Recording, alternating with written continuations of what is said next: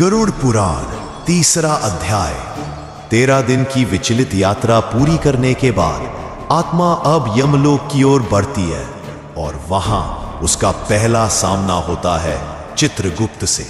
वही चित्रगुप्त जिनके पास हर जीव का पूरा जीवन, हर कर्म, हर पाप पुण्य लिखा होता है। गरुड़ पुराण बताता है कि जैसे ही आत्मा यमलोक के द्वार पर पहुंचती है, उसका नाम पुकारा जाता है और चित्रगुप्त अपने विशाल ग्रंथ से उस आत्मा का पूरा हिसाब खोलते हैं। आत्मा की आंखों के सामने वो हर दृश्य आता है जिसे उसने जीवन में किया होता है। किसे धोखा दिया, किसे दुख पहुंचाया, किसका भला किया और किस पल भगवान को याद किया।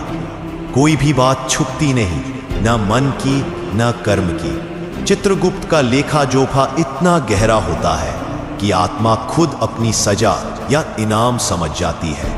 यही से शुरू होता है न्याय और यमराज का फैसला। गरुड़ पुराण कहता है, कर्मणा जायते जंतुः कर्मणैव वर्धते नरः सुखम दुखम भयम क्षेमम कर्मणैवाभिपद्यते। अर्थात हर प्राणी अपने कर्मों से ही जन्म लेता है, कर्मों से ही बढ़ता है और सुख दुख, भय या मुक्ति भी उसे कर्मों से ही प्राप्त होती है।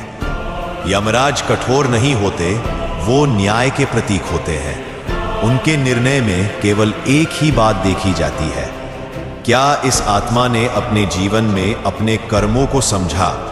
अगर हाँ, तो उसे पुनर्जन्म का एक और अवसर दिया जा सकता है और अगर नहीं, तो उसे नरक की ओर प्रस्थान करना होता है।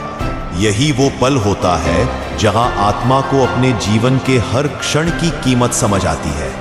और अब अगले अध्याय में जानिए नरक की वो यात्रा जो केवल सुनी थी, पर अब आत्मा उसे स्वयं भोगेगी। जुड़े रहिए गरुड़ पुराण के अगले भाग में और इस गूढ़ ज्ञान को जरूर आगे साझा कीजिए।